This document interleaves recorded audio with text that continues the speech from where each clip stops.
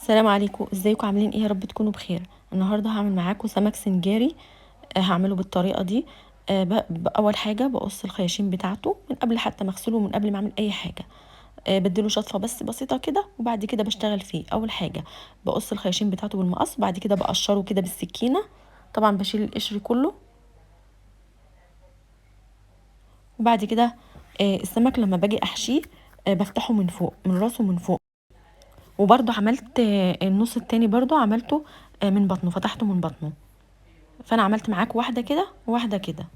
يا رب تكون ظاهره قدامكم، لان انا بعدت ايدي عن الكاميرا شويه، ما كنتش واخده بالي يعني، فما خدتش بالي، معلش سامحوني يعني. طبعا انا بعمل بايديا، مش بحب الجلافزات زي ما انا قلت قبل كده. وبعد كده بغسلها كويس.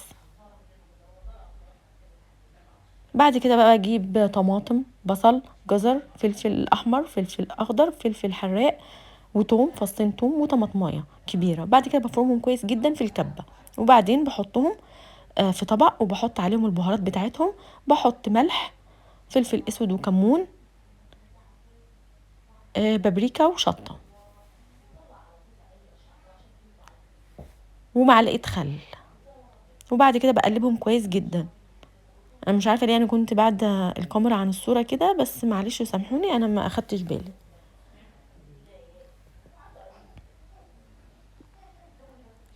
طبعا اي سمك بحشيه سواء مقلي او سنجاري بعتمد الخلطه دي، بتبقى حلوه جدا وطعمها حلو جدا.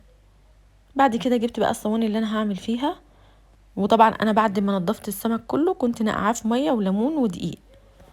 وبعد كده شطفته وصفيته. وبعدين بقى جبت الصواني، حطيت معلقه من الزيت كده. وجبت السمك، شوفوا نضيف حلو ازاي، ابيض كله من جوه. شلت كل السواد اللي جواه، وشلت كل حاجه جواه.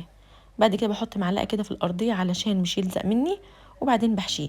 انتوا ممكن تسيبيه مفروض كده، وممكن تضميه على بعض. فانا عملت صينيه كده وصينيه كده طبعا. لما بيكون عندك ضيوف انت بتسيبيه مفروض كده، وبتحطي تحت كل واحده منهم ورقه قصدير او ورقه المونيا. وبتدخليه الفرن عادي على الصينيه، بيبقى شكله حلو جدا وشيك. بعد كده بقى جبت الصينيه التانية البايركس، وحطيت فيها برضو معلقه زيت.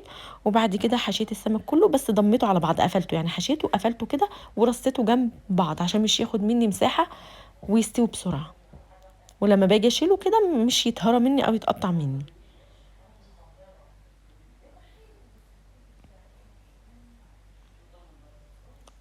بالطريقه دي ضميته كده كاني هقليه يعني، فاهمين؟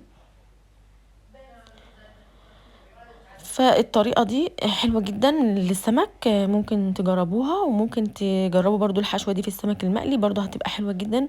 طعمها حلو ومميز يعني. وبعد كده حشيته كله.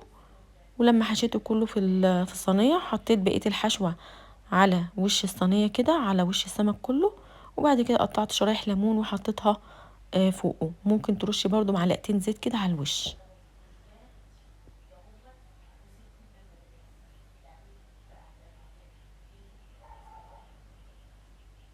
رصيته كله كده وخلص معايا الكمية. بعد كده حطيت بقيه الحشوه زي ما قلت لكم، وشرايح ليمون، ومعلقه زيت. بعد كده بدخله الفرن على درجه حراره 180 رف اوسط. ما بياخدش مني غير نص ساعه او تلت ساعه، لان السمك اصلا ما بياخدش وقت. وبتفتحي عليه الشوايه بس وشه يتحمر وخلاص. والف هنا. لو عجبتكم الطريقه دي دوسوا لايك واشتركوا في القناه، هيسعدني جدا ان انتوا تشوفوا الفيديوهات بتاعتي، وتشجعوني اكتر ان انا احط فيديوهات اكتر واكتر. وده كان الشكل النهائي. عملت رز ابيض وسلطه. ويا رب طريقتي تعجبكم. السلام عليكم ورحمه الله وبركاته.